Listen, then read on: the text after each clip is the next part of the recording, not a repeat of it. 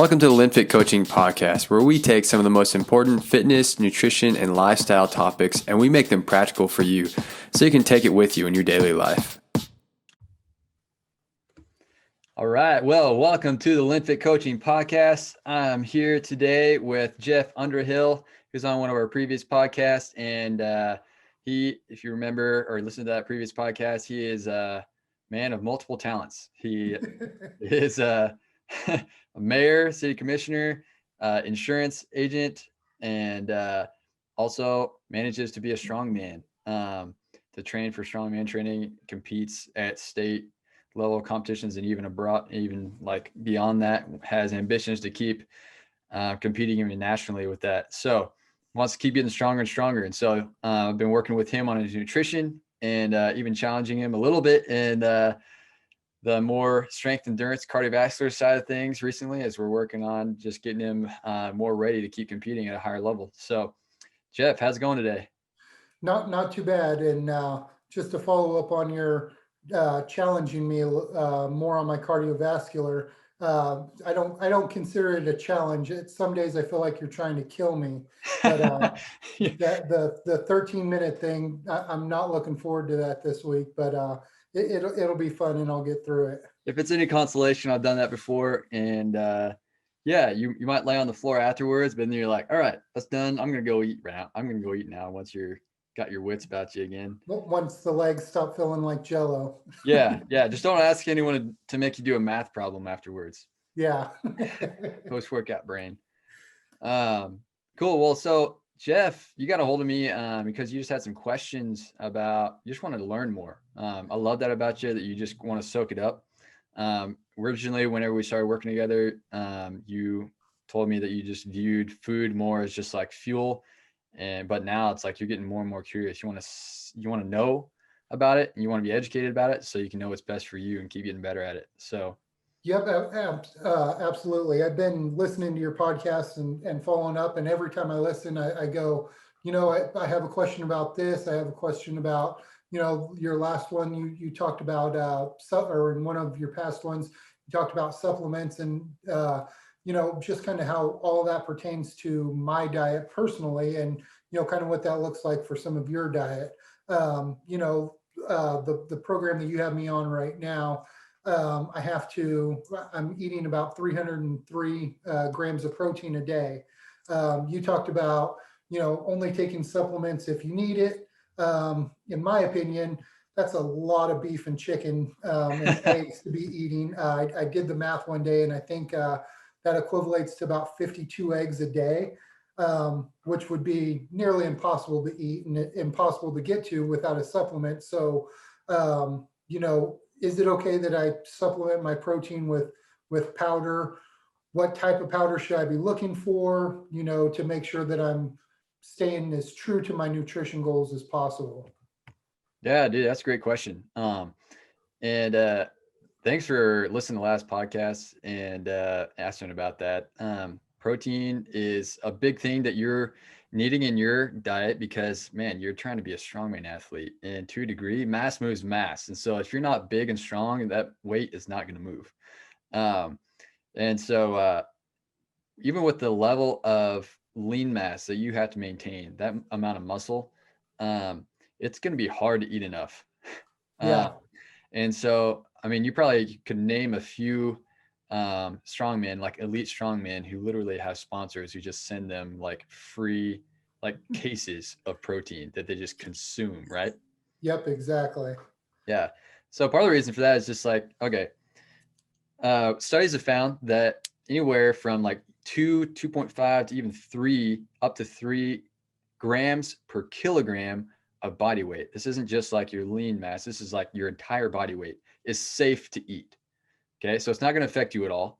And so, because some people are like, oh man, if I have too much protein, is that going to like affect me at all? Like, is that unhealthy, and it's quite possible that as a lot of people are actually not getting enough protein, like as many as like only 30% of people are actually getting enough protein in their day. And so protein is the building blocks of life. It's not just the muscle, it's also your hormones, all of the enzymes that help you with digestion, your cells down to the cellular level, like they need protein, building blocks. They're the building blocks that hold up the structure of who you are and how you function. And so to get enough with as much as big and strong as you want and need to be, it's going to be hard to get that from food, like as you were saying. And Yeah. so like 303 grams of protein, like that sounds absurd, right? Like for the average person like myself, okay? So big difference between you and me is I'm just smaller. uh, so I'm about 190 pounds, okay? So even for me to eat twice my body weight, it's like just over what you end up having. Yeah. So like twice my body weight in pounds, like twice my 2 grams per kilogram is not even touching close. That's like closer to 200. Yeah. And so yeah, so if it's not realistic for your pocketbook or for your appetite, then it can make sense to supplement. That's whenever it makes sense to supplement protein. And so especially if you're trying to recover well for multiple workouts in a given day or week, or if you're trying to put on lean mass, that's when supplements make a lot of sense. Um, is that And so I am building muscle and building lean mass while I'm trying to eliminate some fat. Obviously, have some to lose and want to get my through body scans. Kind of keep track of my body fat level and want to cut that down. So, when I'm supplementing my protein, is it a whey protein? Is it a pea protein? Is it grasshopper protein? I mean, what should I be looking for? What's kind of the best? I know, I have specific brands that I like and use regularly, but is there something that or a supplement that would better, complement what I'm actually eating and complement, kind of my training? great question. So whey protein has like the most research behind it. It's got decades of research behind it. And so whey protein is a complete protein that is sort of a byproduct of cheese production. And so America eats a lot of cheese, right? A lot of cultures eat a lot of cheese. And so there's this byproduct of whey. It comes off as liquid, but then they dehydrate it and they bind it together to make this powder.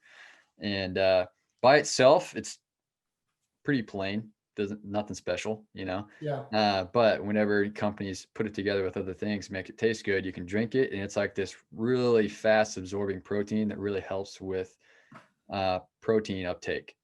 So and that helps with a lot of things like the muscular recovery and building and hormones and everything, just meeting your protein needs. So um, when you're asking about what protein, whenever it kind of depends on the goal. Since your goal is more of like I need to lean down, and it's not realistic for me to get it all from my food, especially if you're trying to get like lean protein. You don't want to have a bunch of extra fat, like what you might get from an egg yolk or a piece of meat that might have some fat in it. It can make sense to have just whey protein. And so usually what I'll advise people to do is like look for something that has like the shortest ingredients list you've ever seen. And so it shouldn't be a paragraph. It should be like 1 or 2 lines. And if you see like this proprietary blend of whey protein, that could have 10 ingredients in it. So it'd be great if you could see like whey protein concentrate or whey protein isolate.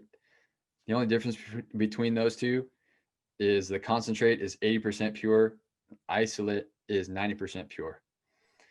So, and the other like 10 or 20% is just like the stuff that takes to bind that together into a powder. Gotcha. And so, and then the only other ingredients you would want to see is, stuff that you could look at and be like, I know what that is, rather than these crazy chemical names that are like hard to pronounce because there's like 10 syllables. And so even the word like natural flavors is a common thing on labels, but if you could see like, okay, if it has like cocoa powder and things that's like, okay, I know what that is. That's ideal. And like, so for me, myself, and I know you make super shakes also, you just like throw a ton of stuff into a blender and it's just awesome, you know? Yeah. So what I do is I'll buy that whey protein concentrate because I've seen that it kind of blends better, um, especially in a shaker bottle if you're doing it just on the go. Yeah. But I'll get the concentrate in bulk from bulksupplements.com.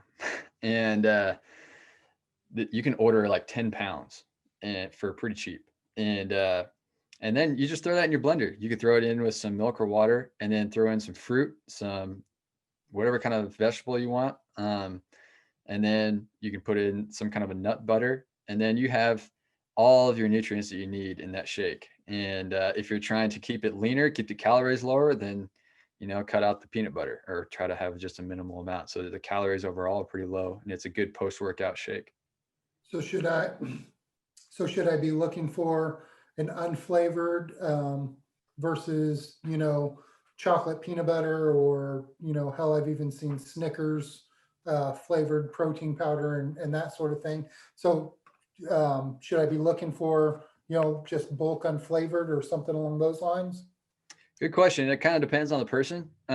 So let's say, if you can find one that's got good flavor that doesn't have a ton of other stuff in it, then great, go for that. If that helps you get it down, great. Some people absolutely hate the taste of just the concentrate. Or if the Snickers No flavor way. makes you want to go grab a Snickers, then maybe Snickers isn't a realistic flavor for you. Yeah, So, absolutely. And I'm one of those people that, I like all the random flavors, the blueberry cobbler and mint chocolate chip and all that good stuff. So, nice.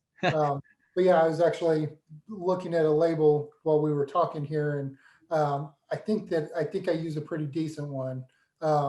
Relatively short ingredients list, and I know what most of it is. So, Hey, that's or good. I know what a bulk of it is. Yeah. That's good. So another kind of question. You had touched on you're starting to do more research and try concentrated greens. Mhm. I am not a veggie person. Me and you shared videos of our meal prep plans the other day, and you and your wife had 10 times the vegetables than what me and my wife have. So, I have a tendency, like this week is fresh green beans, cook them up, and that's my vegetable for the week. Last week it was Brussels sprouts. The week before it was peppers and onions. So, I don't necessarily get tired of those vegetables during the week, but do I need to supplement my greens as well if I don't think that I'm hitting those, or is the jury still out on that? Dude, great question. Before I talk about the supplements, let's talk about like the why behind vegetables. Like what's the point of vegetables? Why do you say that? Why do people say that like from childhood, like eat your veggies? Yeah, Um, and I say the same thing. That's those exact words. What is the point of vegetables? right.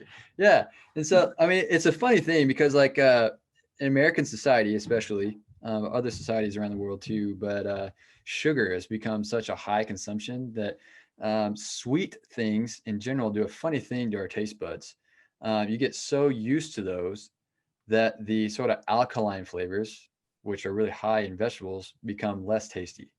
And so you get sort of addicted to this sweet taste, it makes you like vegetables less. And so if you have vegetables more frequently and you try to decrease the sugar a little bit, suddenly you start liking vegetables a lot more. You sort of change your flavor profile. So it can actually make you enjoy them better. But also, fats contain a ton of flavor. So I always encourage people to like saute or grill your vegetables or put them in a curry. Like you can cook them whatever way you want um, with things that can help flavor them up. But vegetables themselves, they contain what is called phytonutrients. Okay. Um, and so phytonutrients are things that you get from the vitamins and minerals that are in the vegetables. And they have tons of crazy good uh, nutrients, crazy good properties in them. So, for example, I'll just name a few. Um, they can lower your heart disease risk as much as 22% with just 4 servings of legumes in a week. It lowers your cancer risk. That's a fancy way of saying like It basically makes your cells work better. Yeah. um, it's like putting clean fuel in. It protects your eyesight and your skin. It improves your blood flow, which is great for your cholesterol and overall heart health. It helps with regular digestion, just moving food through your body. It helps with hydration because vegetables and fruits, they have water in them. And it helps control your blood pressure. Um, but then, like, they also naturally contain fiber, which is great for both your cholesterol, but also it's helping you feel full. And the water that's in vegetables is also going to help you feel full. So these are just great things, especially for all these things, just basically help you feel better. It's like whenever you've taken a multivitamin, you notice like a slight boost when you take a multivitamin. Yeah, and so eating my vegetables regularly is that gonna sustain that multivitamin high, if you will, throughout the day? I couldn't say it would like help you feel like you're on a high all day, but it's going to help you feel like you're functioning better. Like Yeah, you might feel like, oh man, I just feel like I have more energy. I don't feel as sluggish throughout the day. Like the better quality foods, more natural foods you're having, the better you're going to feel. And how do you mix those in? It's like, one, I'll tell you, I have a secret weapon. I have an amazing wife who just like is always thinking of how to like combo foods together, and she likes variety. And so if I said we're just gonna have green beans all week for our vegetables, she'd be like, so she puts in a huge effort to put the vegetables in a lot of our meals, and so it just becomes a part of what we do. But does that kind of help answer well, the why behind vegetables? it does. And so, I see so many different green supplements and that sort of thing out there. Can that, rather than again eating a massive amount of vegetables, can I, is that something that can be replaced with a scoop, or Yeah. So should we avoid it? it won't replace the fiber and the fullness or the water that you get from eating the vegetables whole. And so the cool thing about having vegetables regularly is like if you have a whole bunch of vegetables on your plate, then you're going to feel full enough that you're probably not going to feel as snacky later. You're going to get full from that meal, and you might not, fill up on other things that are going to have more calories that you don't need. Um, so you won't get that from a green supplement, but you will get all the phytonutrients that are good for health and recovery and just feeling your best. So Gotcha. there's kind of a cost there for having the supplement. It like gets you some of the good, but there's also some things that you don't get by having a green supplement. And there's superfoods that you can get in these green supplements like spirulina or moringa. These things really have some really powerful anti-inflammatory effects. They're really good for your body. So it can be like, I'll have it if I need it, or it's like I want to add that into my regimen because it really helps me feel even better, whether I have vegetables or not. Gotcha. So, Um, and so touching on some of the vegetables, and you talked about fiber. Um, to not to get too detailed, but eating 300 grams of protein a day, um, I think fiber is something that's necessary. So, are oh there yeah, some veggies that I should um, eat regularly to help with digestion and regularity and that sort of thing? That way, I'm not having a protein buildup, if you will. right, yeah. I mean, but best way to say it is too much protein with not enough fiber or water will basically plug you up. Yep. So yeah, so easiest way to think about it is if the vegetable grows above ground, you're going to eat as much of it as you want. It's going to help you get that hydration, the water, the phytonutrients, and everything. If it grows below ground, that's more like a carb. That's more like energy. Um, so stuff that grows below ground, that's like a beet, a potato, a carrot, and stuff that has a little bit more starches in it. So that's going to have more energy for you in it, and you do need those. Um, but the stuff that grows above ground is going to be the stuff that gets you the most phytonutrients. Still haven't figured out where gummy bears grow at. Um, Yeah, I'll get those eventually. gotta find that gummy bear tree. Yeah. Uh, and then also, you you've talked about it, and you've had me really kind of monitor and intake more fats than I think that even I sit there and go, oh, I probably shouldn't do that. But then I also, you said, hey, you need to have 5 or 7 thumbfuls of fat a day. And so, obviously the extra virgin olive oil, or sauteing the veggies in olive oil, but what are some other fat options that I have? And then I have kind of a specific question because it's one of my favorite fat options, but I'll see if you touch on it first. Okay. So good question. So yeah, I mean, there's several different types of diets. There's like the high carb, low fat. There's a high fat, low carb. There's intermittent fasting. There's plant based. There's a balanced diet. Um, And I there's think I think I'm currently, pretty balanced. I mean, I'm a little protein heavy, but I mean, I'm still getting lots of fruits and veggies and lots of fats and pretty regular carbs. So I mean, I'm a pretty balanced diet, I believe. yeah, and that's great. And so depending on the person, like every single body is different. It's like every snowflake is different. Like everything is designed a little bit differently. And so um, that means also no single diet fits every person, right? And so it's kind of like case by case basis. Feel free to experiment what works best for you.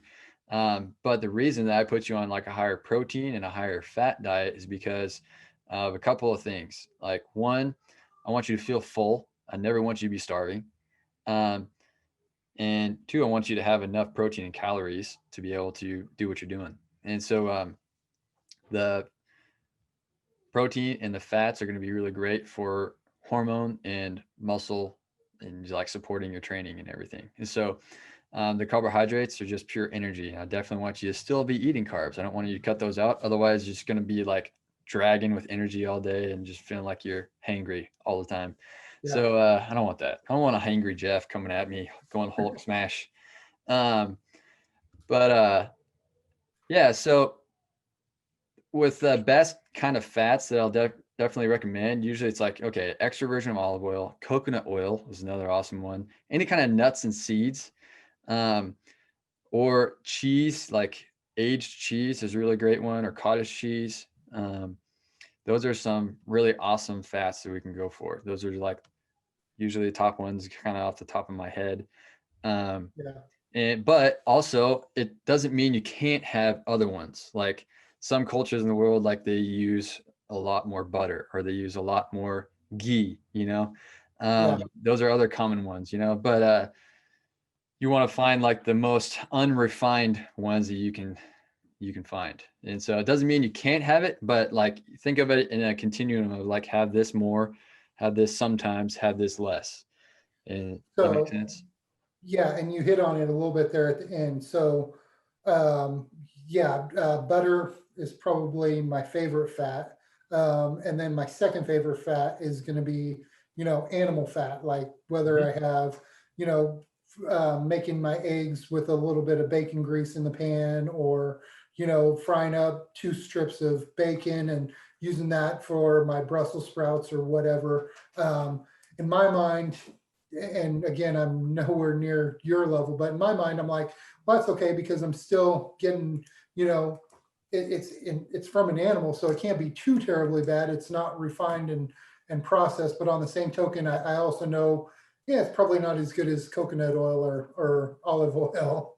Yeah. So great question. So it's totally fine to have fats from meat. Okay. So what butter and what uh, animal fats come with is called a saturated fat. And you need some of that. You don't need to be afraid of it, but you don't want to have like really fatty cuts of meat. Um, because too much saturated fat, too much of anything is not necessarily a good thing. Yeah. Okay. So you want to have a balance of fats. And so like with extra virgin olive oil, it's really high in polyunsaturated fats. And that's really good for heart health. It's good for a number of things. Um, Coconut oil has medium chain triglycerides. They're saturated fats, but they're easier to digest. Um, and so also with like butter, it's saturated fat, but you want to remember we talked about like the size of a portion of fat. It's like this, a tablespoon or like the size of your thumb. And Yeah. so like a tablespoon of butter doesn't go real far, you know? And so Right. if you were thinking of like, okay, if I'm going to use bacon or bacon fat, that's, consider that like saturated fat. If I look at all the fat on all the bacon strips that I'm cooking and cooking off, how many thumbs or how many tablespoons am I going to get from that? If you want to use bacon fat, then try to just use 1 tablespoon of that instead of like a whole pan full of it. So you're not deep Yeah. frying your stuff in bacon fat. So it's like some is not going to kill you, but you do want to have, those better fat sources more often than you have like the ones you want to choose less often. That's why we always go for lean proteins. You want to have more of the lean cuts, the ones that have lesser fat content than others. Does that make sense?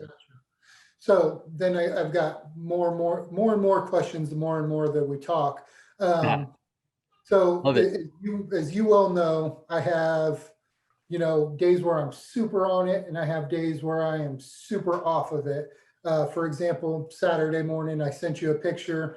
I had blueberry pancakes, a stack of blueberry pancakes with blueberry compote and whipped cream on top, and a 4 egg omelet with 4 different types of meat and cheese and salsa and side order of hash browns. And so in my mind, I killed all of my fats in one meal for the day, all of my carbs for a couple days. And so when I do that, or if I do that, I know I shouldn't, but I did. So I was really surprised when I talked to you on Saturday after that meal, and you're like, oh yeah, still go ahead and have some carbs with your dinner. It didn't completely undo, but if I slip up or when I slip up, because I always slip up, but how do I recover or make my adjustments during the day? Great question. By the way, that meal looked absolutely incredible. It Like was I was awesome. salivating over that meal. That was awesome. Yeah, I it love was. breakfast. I'm a breakfast guy. And so like I looked at that, I was like, oh, I want to join you at that table. Yeah, it was pretty awesome. And my wife was sitting there in awe of me eating it. And she, rightfully so is thinking, oh my God, are you going to eat all that? And I did. And it was awesome. Oh yeah. Yeah. And you know what? Like we're all human and like we need stuff like that. We need those comfort foods sometimes, And so like I think a lot of times we can get stuck in this all or nothing mentality where it's like I'm either 100% on whatever these dietary restrictions I want to have or I'm 100% off of it. And that can lead us to being like, oh man, I screwed up. Well, I'm a failure, so I'm just going to leave it behind. I'm going to go binge on this and then who knows if you get back on it or not. And that's something that you and I have been working on, is just sort of having like this big picture mentality of Yeah. like, all right, that happened. Was it good? Good. It was delicious. Yeah, enjoy that. Have no regrets. You ate that breakfast and it Yep. was awesome. Um, but moving forward, um, the biggest habits that are like the best possible thing that you can take with you, no matter what your dietary preferences are for anybody, whatever you're trying to do, is eating slowly. And that's like the best possible one, because one, that's just good for your body for help with digestion, but also helps you be more aware of your eating experience. It helps food taste better, it helps your body function better. And so like depending on your goals, you'll eat slowly to a certain degree of fullness. Like if you're trying to put on some mass, you're going to eat to like really full or like almost too full as often Yeah. as you can. I think back to when I was playing football and I was like never hungry because I was trying to be that full that often. Um, if you're trying to just maintain, then you're just going to eat till you're full more often than not. And you don't have to be perfect at this. Sometimes you might eat too much, sometimes you might eat too little. Yeah. Um, but generally, you want to be full every time if you're trying to maintain what you have. And if you're trying to lose weight or lose some fat, then you want to eat to sort of 80% full. And what that is like you have to understand, you have to get familiar with what are your hunger cues and what are your fullness cues. You know, what is a sign that my body's telling me I'm hungry? What's a sign of my body telling me I'm full? And you have to eat slowly to be able to understand that. And so 80% full is basically just like, all right, I don't necessarily feel hunger cues anymore, but I could eat more, but I don't feel like I have to. I really need to. That's sort of the 80% Yeah. full is like I'm just satisfied, and that's going to help lose the fat, the weight that we want to use. And so that's why those are like the most important habits that I teach anybody. It's like eat slowly to 80% full. And so whenever you're trying to reset, like, okay, I just had this massive meal, you know, one, it doesn't make like psychological sense to be like, I'm gonna like cut carbs for the next 2 days, you know, because then it's just like you're gonna end up binging on carbs at some point because it's just like that, you know, that Yeah. resistance inside of us, like we're trying to resist authority, you know, it's like, no, you can't tell me what to do. I'm gonna eat these Right. carbs, you know. Yeah. um but also it may not be realistic as far as like whatever, if you're eating with your family, um, or just like if you have a bunch of carbs in one meal and you don't eat carbs again, it's just like you're gonna have a major body crash, a physical crash. And so rather than just kind of eliminating a certain nutrient, I would rather just like, all right, let's just practice on, you know, enjoy that meal. It's behind you, it's in the past. Now let's get back on it. Because really, in the grand scheme of things, you could have, you know, a few not so good meals in a given week. And if the rest are awesome, you're doing way better than vast majority of people. And you're going to get to where you're going, where you want to go.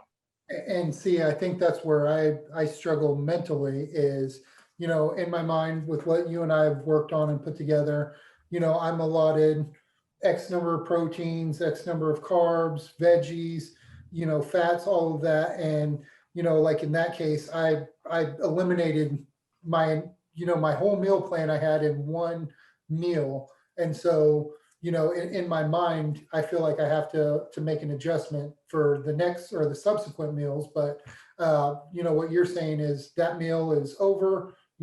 Get back on your next meal, or the rest of the Yeah. day.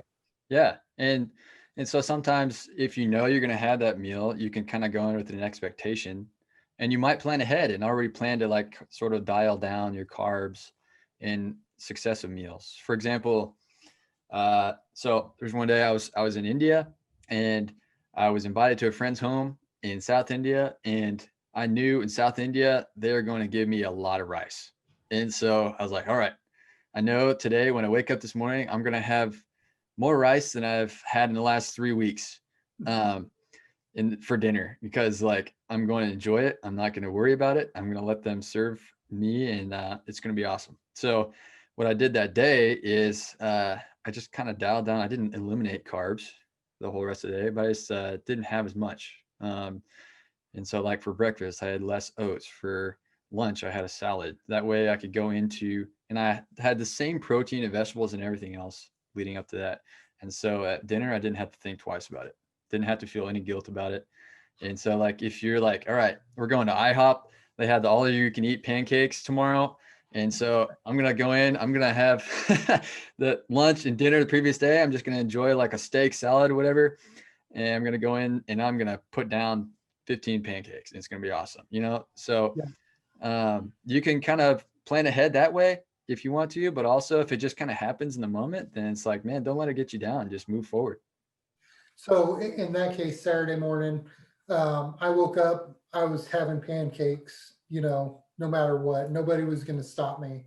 So is there something that I did or didn't do on Friday that, or the week leading up to that, triggered that? Or, was I short on carbs through the week that, I got up and, hey, I want all the carbs? Or was that just, happen in the moment thing? Or is that something that I can, help curtail in the future? That way that doesn't happen every Saturday, or, you know what I mean? Yeah, that's a great question. That sort of craving, that desire can come from a number of things. It could be your body telling you that you were short on carbs and you just need some energy.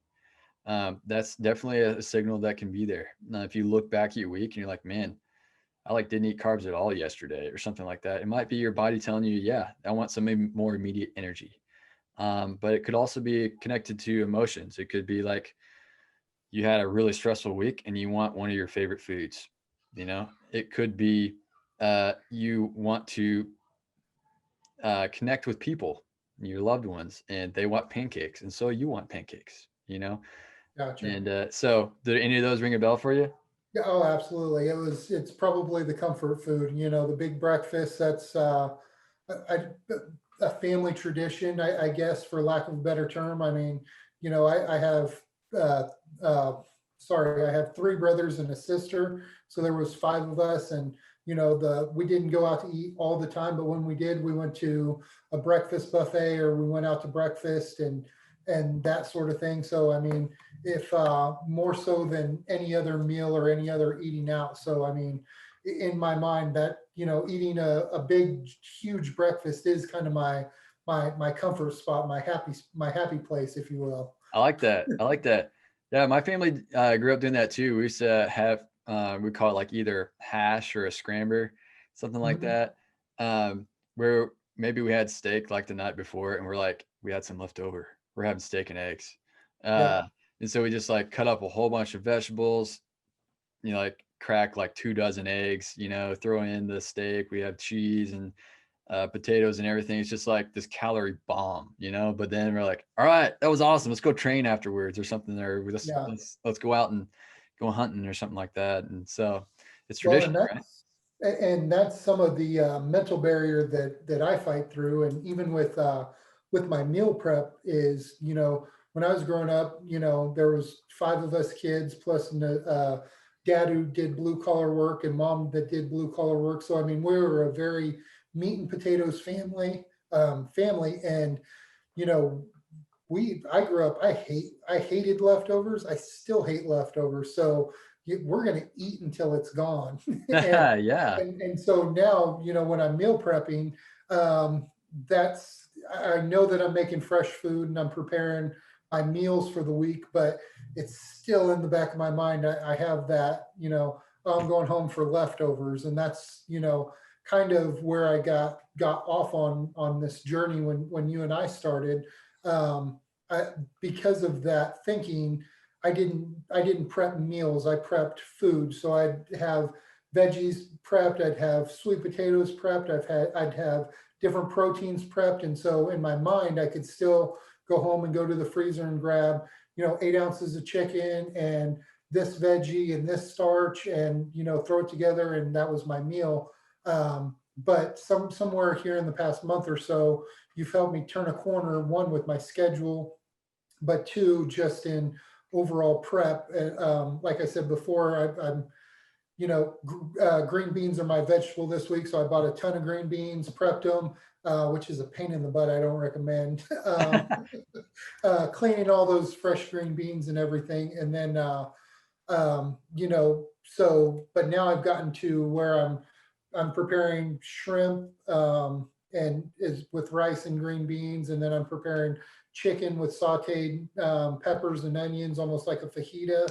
I'm doing steak with sweet potatoes and Brussels sprouts, and so I'm not eating the same thing every day, but I'm also preparing it to where it's grab and go, and I'm taking some of that guesswork of which protein, which veggie, which carb I'm going to have this day. Yeah, that's awesome. It's been awesome seeing you just on this journey of just kind of discovering like what works for you. Because it's different for every person. And so like even like for Julie and I, like we also, I mean, like we're willing to eat leftovers, but fresh, like frankly, it's always better, right? Yeah, Um, so except for chili. except for chili, yeah, yeah. So um you're so right. Um, but what we did is we actually didn't cook the chicken that we marinated yesterday. We just stuck in the fridge so we can cook it fresh. And that marinade will keep good for that chicken good and ready to cook for a few days. And so we can cook it like day to day. So we'll just prepare for at least a few days in advance, and we can cut up our vegetables for like the whole week, because those will be good in the fridge all week. And so if you have the fridge space and you have a routine that you like, it can work differently for different persons. But it's cool that you found sort of you're kind of like finding a groove. You're like, all right, this works good for me. Like rather than cooking just like this mass amount and I just kind of grab from it, you like actually portioning out the meal that you need, so you don't Yeah. have like accidentally get too much and feel guilty about like leaving something on the plate, right? Well, and with that though comes more questions for me. So like this week I did shrimp for the first time. And so I know, I'm supposed to have a palm size portion of protein. So is a palm of shrimp the same as a palm of steak, the same as a palm of chicken? I mean, what does that look like? Or, not all proteins created equal. So, if it's a seafood or salmon, hey, you need to do a little more or a little less than you would if, it was a traditional chicken breast or piece of beef. Good question. Generally cooked protein, if it's fully cooked, it's going to be relatively similar, like ballpark. Like if you get 280 grams of protein in a given day compared to 300, it's not going to kill you. You're still going to do well, Yeah. But generally, like for example, fish, like shrimp and other watery fish, they're going to shrink a ton, and they have just they're going to have a little bit lower protein content. Like a fatty fish, like a salmon, or deep sea fish, are going to have like significantly more protein because it's a denser meat. And then like a chicken and steak are relatively similar, and not a ton of difference in those. And so great question there. But generally, like if you get that palm size portion of protein and you get the number of portions you're aiming for throughout the day, like generally, like the average guy will need around 2 portions per meal. And I have you doing, 7, Yeah. like 7 and 9s, so that allows you to get the extra protein because you're a bigger guy, you have a bigger lean mass. It's kind of funny. I was like looking at it like, your lean mass, if you're, let's say like I based off think the I know last where scan you're you had. going, because I looked at my last body scan Yeah, and I have more lean mass than an entire Caleb Linn. exactly. Yeah. And so they're like crazy, right? Like, Yeah. so that's why you have to eat more protein than I do, you know? And so that's why our diets look a little bit different. You got to eat more than I do, just because like you have a lot more to maintain than I do. Like if you eat the same amount of protein that I do, you're going to be feeling weak. You're going to be like, dude, I'm starving. And so you should eat more than I do. It's not that you need to eat the exact same thing that I do, because you're a different man. You're a different build, and you have a different amount that you're trying to maintain, and the goals you're going for with strongman competitions. It's just, you're finding what works for you. Yeah. And yeah, that's, you know, because I don't really care about the scale. I'm currently staying around 320.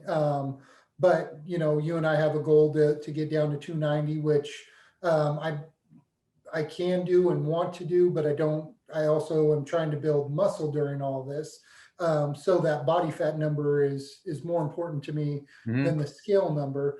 But yeah, doing the body scans and seeing that, it's just like, oh, wow, I added, I usually do about 45 days in between body scans. And it's like, hey, I stayed the same weight, but my body fat went down a couple, but my lean body mass went up 5 pounds. And it's like, okay, yep, I'm doing something right. Or, Yeah. the one that I had in June, where the scale actually went down, but my body fat went up. It's like, okay, well, that's when you and I made a little bit of an adjustment in my diet. And so that's been super beneficial. And if I have any uh, words for people that are working with you, is, yeah, listen to your body, like you say. Take it one day at a time, one meal at a time. You can't undo an entire week's worth of work in one meal. And focus on your goals and not the numbers, and you'll get there. Yeah, for sure. And it's been awesome working with you. And thanks for the questions today, man. You were drilling me a little bit, but that was good. Well, Um, and I'm sure as I continue to listen to your podcasts and everything, I'll have more, because I do have more about sleep and that sort of thing. As actually, I'll go ahead and go into it. Any foods that I can eat before bed, or with my evening meal, that are naturally calming or relaxing. I was getting about 5 hours of sleep a night, which is nowhere near enough for as hard as I train.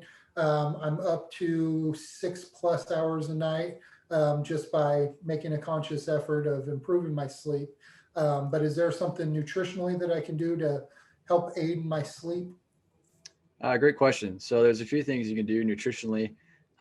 Is you want to have more of your carbs towards the front end of your day, because those get digested faster than fats and proteins, and so that energy would hit you a little sooner. Um, and so having carbs post workout or earlier in the day or both, then it kind of helps that you tend to work out in the morning. Yeah. And so that kind of best of both worlds there. But if you have a little bit compared to your breakfast and lunch, if your dinner is a little bit lower in carbs, that's going to help you with going to sleep, because you're not going to have sort of this boost of energy followed by a crash that can just kind of mess with you. But also like not overeating. If you have a huge dinner, your body's going to be working so hard on digesting that food that's going to affect your sleep cycles. And so having, just a satisfying dinner at least 2 hours before you go to sleep, that's not too heavy in carbs, is going to be something that really sets you up for success. And so if you eat right before you go to sleep, then it's like, ugh, you're going to be struggling to fall asleep or have deep sleep because your body's working to digest that stuff, at least get it into your small intestine. And so other things you can do nutritionally is you could just have a cup of tea. um, have a cup of tea, like sleepy time tea, something that's not caffeinated. And I usually tell people try to cut off the caffeine by 2 o'clock at the latest, because caffeine has a 6 hour half life. So 6 hours after you have a cup of coffee, you still have half of the amount of caffeine that's in your system. And so if you had it at 2, then 6 hours later at 8, you still have half that caffeine in there. And so you Gotcha. might even consider like cutting off the caffeine at 10 a.m. If you have, 12 hours later, 10 p.m., you got no caffeine left in your system to affect your sleep. And so that could be from That, coffee, it could be from a pre-workout, it could be from a number of things. So yep, that was my question. My goal is to be up at 5 and get my workout done. But some days, if I'm listening to my body and, hey, I don't want to get up, I need this extra hour of sleep or whatever it may be, I will stay in bed and do my workout in the evening, which means pre-workout at 5 p.m. And then in my mind, I guess I wasn't thinking about that half life of the caffeine. I was just thinking, hey, I take my pre-workout and by the time I'm done with my workout, it's burnt up and gone, but that's not the case. yeah, it does kind of linger around in there. It's so, especially if you feel sort of you're trying to get over the hump of the afternoon. I think for a lot of people that fatigue is more related to what you had for lunch or if you're dehydrated. And so a lot of people find that, I say to people, hydrate to feel great. Um, Yeah. as a term coined by my brother. He said, hydrate to feel great. And it just stuck. But anyways, if you rehydrate a little bit before you think about having caffeine in the afternoon, then you might feel a boost of energy just because your body's hydrated and feeling better.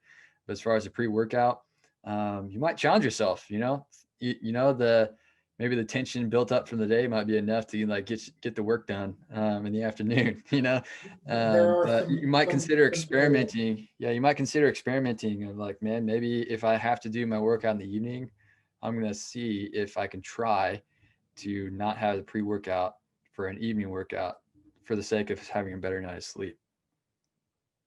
I'll definitely have to give that a go because yeah, if I don't get my workout done in the morning, somewhere around 2 or 3, I'm texting my wife going, okay, I might go off on somebody if I don't go home and lift right away. So Yeah. I might have that energy or that frustration to take out on the weights. Yeah, yeah. In post workout, you got to give yourself a little time to wind down. And so, let's say if you're doing a workout like late at night, that also kind of gives your body a little boost of those endorphins afterwards. It's almost as good as a cup of coffee for at least a short amount of time. Um, so if you work out and you're trying to go to bed like an hour later, you're gonna be too amped up. Just Yeah. fact. And so like I've done that where it's like I worked out at 8 o'clock and then I try to go to bed at like 9:30 or 10, and I'm just like laying there staring at the ceiling. So I mean, And then it's a that's challenge for usually when everybody because we're trying to fit a schedule in, especially if you have multiple roles in life where you're trying to balance everything. Sometimes it's hard to get a lift in. You got to do what you got to do. But trying to have sort of a wind down period where you do things to help yourself relax at night is going to help you set up for success for sleep. So the more nutrition questions, just because I could do this all day with you. Uh, my 9 o'clock, kids are in bed. We're watching The Office.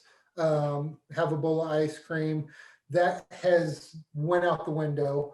But similar to the wake up Saturday morning and want pancakes some days, sometimes that creeps back in. And I know I've supplemented with like Greek yogurt and honey, and I've even done cottage cheese, but that doesn't quite hit that same sensation or that want. It doesn't kill the need or the want. So what are some things that I can pepper in for that on days where, I've had a perfect day up until 8 o'clock, breakfast, lunch, and dinner, everything was on point. 9 o'clock, I want that scoop of ice cream. Is there a good viable replacement for that? That's not only gonna help continue with my nutrition goals, but also not keep me awake until 2 o'clock in the morning? Well, great question. So, first thing I would say is like, eat the ice cream as long as you eat to 80% full. If it's like, I just need a little snack, maybe one scoop is enough to like satisfy that craving, And that's what I was going to say. An ice cream night, that's not, sit down and make a giant sundae or anything. That's like hey, I'm going to have a scoop of ice cream in a bowl just because I want that cold, salty, sweet. Yeah. Yeah. Ice cream's energy. awesome. Yeah. I freaking love ice cream. Like, so, and if one scoop, like once or twice a week helps you stay sane and function as a normal human being, like I want you to have that scoop of ice cream. If not having that, it's going to make you pig out on like 3,000 calories of pancakes the next morning. Like, Yeah. maybe that's not the best thing, So, but also like consider, there's huge amount of resources out there of like how to make some of your favorite foods a little bit better. So for example, like the pancakes, you wake up Saturday morning, you're like, man, I want some pancakes. Let's do some pancakes. Consider how you can make those pancakes healthier, using whole wheat or using oats. Like I have a pancake recipe that I do where it's like, I don't use any wheat at all. I don't use any flour. I just blend up some oats, put it all in a blender. It's like oats, eggs, almond milk, banana, cinnamon. It's really flavorful. And we put yogurt and berries and peanut butter on top of it instead of syrup. And it's just like, I still have this fancy pancake. It's delicious. And it's pancakes, but like using some ingredients to help make that favorite item a little bit healthier. And maybe you have two pancakes that are healthier and you have one that's like, it's got syrup on it, but it's not like a giant puddle or something, Well, and it's funny that you bring that up because, I'm on my health journey, training for strongman, eating for strongman. My wife is on a weight loss journey and has done phenomenal at it. And so I have my meal plan. She has her meal plan. I have an 18-year-old kid home from college who is constantly, trying different fad diets and different things. So this week he's on the keto diet. So he has his meal plan. Then I have the 14-year-old son that just eats whatever the hell he wants, whenever he wants, and works out a couple hours a day in eighth grade, plus super active in football and baseball and basketball and all that good stuff. And it's like, grocery shopping gets a little tough sometimes in our house. Oh, yeah. With different meal plans. I can imagine. Yeah. And But so, I'm sure you've been learning some things along the way, right? Where like, let's say if you put your nutritionist hat on, you could say a few things to help people find a happy balance and compromise, right? absolutely. And that's what, some of the conversations that I've had with my boys is, they take interest in what I'm doing, as far as my competitions, or, my 14-year-old is still pretty naive and, he's going to play in the NFL or MLB or something along those lines. And, sometimes, yes, I take the cues that I've learned from you and went, well, if this truly is a goal, you're probably not going to have 20 pizza rolls tonight for dinner. Yeah. So, let's think about this. Or, even when they're doing summer conditioning and workouts at the high school, it's here, you need to have a shake an hour before you go, even if it's just protein and water, take this because that's going to be your energy and help fuel you. So, Yeah. I've definitely translated some things, but it's still, they're teenage boys. So Right. they're Yeah. gonna Yeah. what they Yeah. To a want. degree, you got to let them make their own decisions. Right. Yep. And So, so they know better than I do and better than you do and that sort of thing still. yeah. Yep. Yeah. Well, man, you know that it's a journey for everybody. And we can't necessarily tell anyone what to do, but it's part of the big journey, just helping people become more aware and helping helps them reach their goals and find what works best for them to keep from having that all or nothing mentality and working towards whatever they're working towards. And so, dude, this has been great. Thanks for your time today. And this has been awesome. I I know we could appreciate probably it. talk for hours. So, Yeah. And yeah, I'll finish up. Just, I appreciate you and what you're doing for me and with me, and look forward to keep growing. And like you said a little bit, just my knowledge and prep and everything just keeps growing and growing and growing. And I really do appreciate it. And you've been phenomenal through all this. So thank you. Thank you a lot. you bet, man. It's what I do. I'm here to help. And Yeah, yeah, thanks for being on the podcast today. We'll wrap this one up. I'm sure we'll be on another podcast together where you can drill me with some more questions on different topics. I'm looking forward to that. So, absolutely. I'll get my notepad out. all right, cool. All right, guys, take it easy. We'll catch you on the next one.